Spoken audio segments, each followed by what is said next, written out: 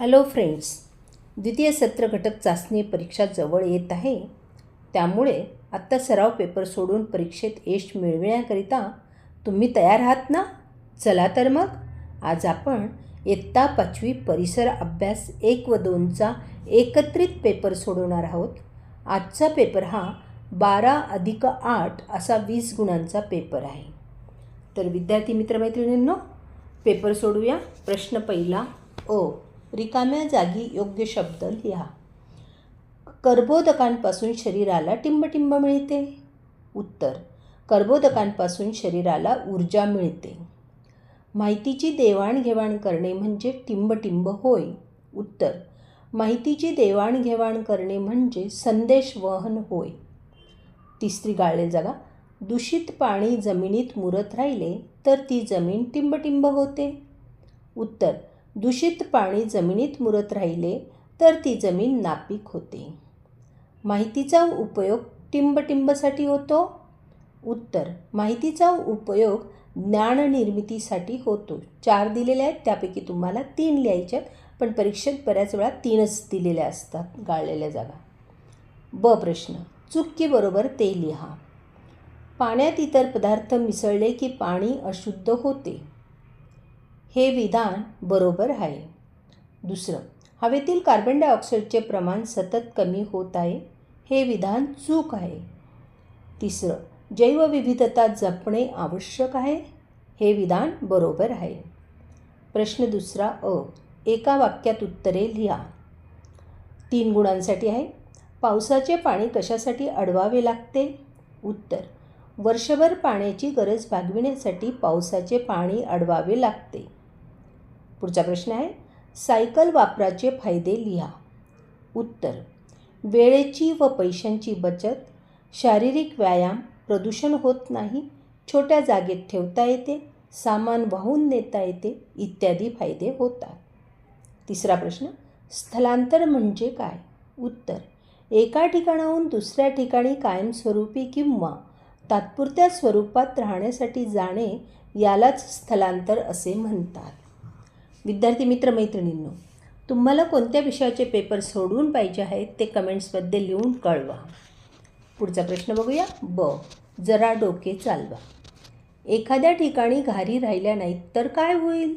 उत्तर: एखाद्या ठिकाणी घारी राहिल्या नाहीत तर उंदीर, छोटे पक्षी व कीटक यांची संख्यांची वाढ होईल किंवा यांच्या संख्येत वाढ होईल आणि अन्नसाखळीला धोका पोचून नैसर्गिक संतुलन बिघडेल. पुढचं. रोज दूध प्यायला का सांगतात?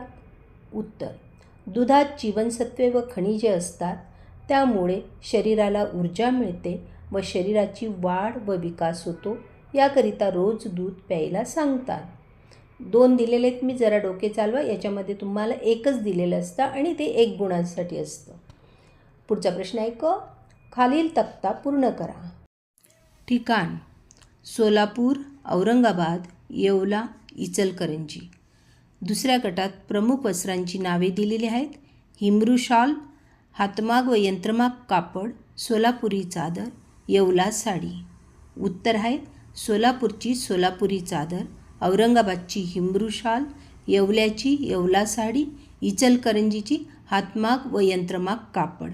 अशा पद्धतीने जोड्या जुळवायच्या आहेत. पुढचा आहे परिसर अभ्यास 2, 8 गुणांसाठी आहे हा पेपर.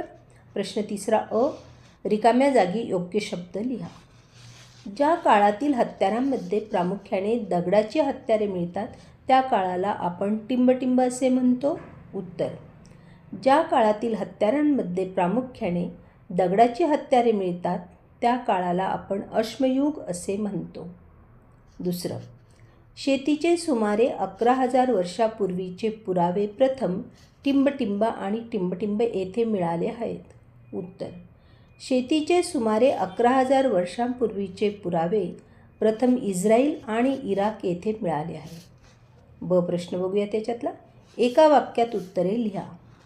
नवाश्मयुगीन संस्कृतीचे वैशिष्ट्य कोणते? उत्तर: शेतीची सुरुवात हे नवाश्मयुगीन संस्कृतीचे वैशिष्ट्य आहे. पुढचा प्रश्न. आघाततंत्र कशास म्हणतात? उत्तर: एक गोटा दुसऱ्या गोट्यावर आपटून दगडाचे छिलके काढणे याला आघाततंत्र असे म्हणतात. प्रश्न 4 अ. पुढील विधानाचे कारण लिहा. मानव एके ठिकाणी दीर्घकाळ मुक्काम करू लागला. उत्तर. दीर्घकाळ पुरेल एवढ्या अन्नधान्याची तजवीज शेतीतून करता येणे शक्य झाल्यामुळे मानवाला सतत शिकार करण्याची गरज राहिली नाही. त्यामुळे मानव एके ठिकाणी दीर्घकाळ मुक्काम करू लागला. ब. प्रश्न. खालीलपैकी मध्याश्मयुगीन स्थळांची चुकीची जोडी ओळखा. त्यात अ, ब, क, ड 4 दिलेले. राजस्थान, बागोर, मध्य प्रदेश, भीमबेटका, गुजरात, लांगणाज, महाराष्ट्र, विजापूर.